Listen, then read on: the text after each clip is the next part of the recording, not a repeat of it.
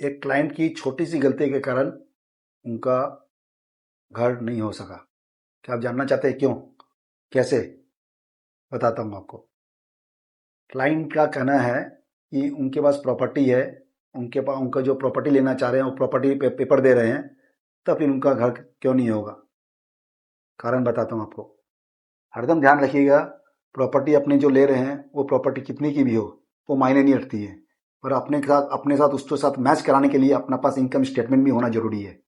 Income statement क्या होता है? इनकम स्टेटमेंट होता है अपना पक्का में इनकम।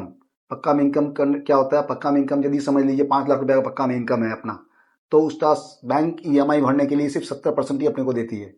60 से 70% तक ही अपनी ईएमआई दे सकते हैं। मतलब कितना हो? 5 लाख का 70%, 3.5 लाख रुपया। तो 3.5 लाख का ईएमआई जितना होगा, जिस प्रॉपर्टी में जितना होगा 3.5 लाख का ईएमआई, उससे ज्यादा बैंक कोई भी कीमत पर नहीं जाएगी। इनकी लिमिटेशन होती है बैंक की। क्या लिमिटेशन होती है? बैंक यदि कुछ भी फ्यूचर में कुछ भी दिक्कत आती है ईएमआई भरने में सामने वाले को, तो वो जो बंदे ने जिन्होंने सैंक्शन किया उस फाइल को, उसके ऊपर क्वेश्चन मार्क आ सकता है कि यदि सामने वाले के पास इतनी ईएमआई भरने का पैसा नहीं था, तो अब उस प्रॉपर्टी का लोन किसने बुला देने के लिए, क्यों मॉर्गेज रखा गया उस प्रॉपर्टी को। इसीलिए हरदम ध्यान रखिएगा, बैंक जब अपना प्रॉपर्टी लेते हैं तो उसके संग ये अपना इनकम भी जरूर मैच कराइए।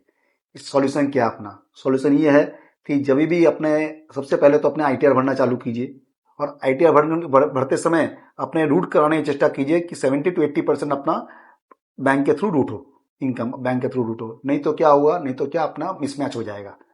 तो फ्यूचर में आप भी, मैं आशा करता हूँ आप ध्यान रखेंगे इस चीज को। प्रॉपर्टी लीजिए, लेकर अपना ये चेक करवा लीजिए कि हमारा इनकम मैच कर रहा है कि नहीं कर रहा है, तभी जाकर अपना उसमें इन्वेस्ट कीजिए टाइम और मनी और efforts. Thank you so much.